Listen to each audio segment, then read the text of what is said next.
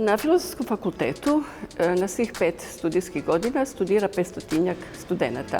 Dakle, kada se oni svi nađu u ovoj zgradi, ovdje je vrlo veselo i živahno. Izvolite.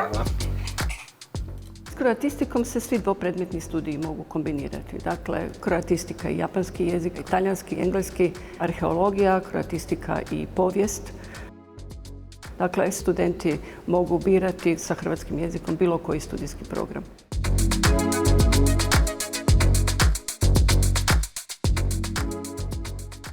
Ja sam z Rijeke, kuci ti? Ja sam s Krapine i moram ti reći da je ovdje vrijeme puno ljepše nego pri nas. Kaj veliš?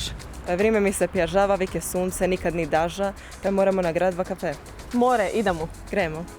Dijalekt, svjetska književnost, jezična i književna baština. To su samo neke od tema s kojima se susrećemo na studiju kroatistike. To je jedno područje gdje vi uz sam jezik usvajate i znanja iz književnosti, jezičnog izražavanja, medijske kulture.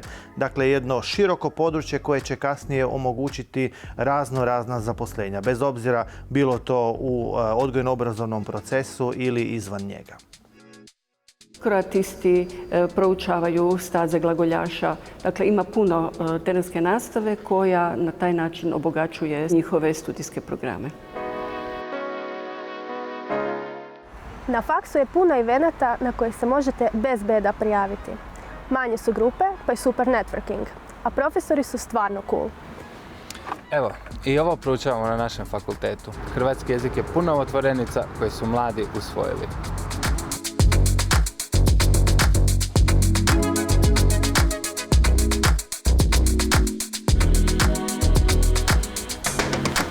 Na fakultetu imamo puno zanimljivih aktivnosti kao što su terenska nastava, odlazak u kazalište, književne večeri. Pa i noć istraživača sa zanimljivim temama i predavačima.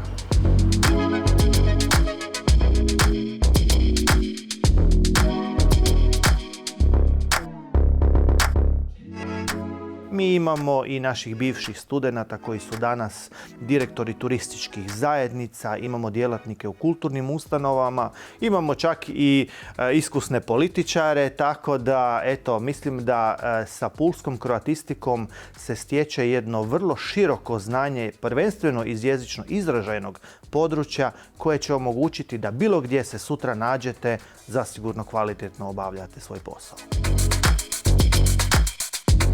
Studiraj i ti s nama!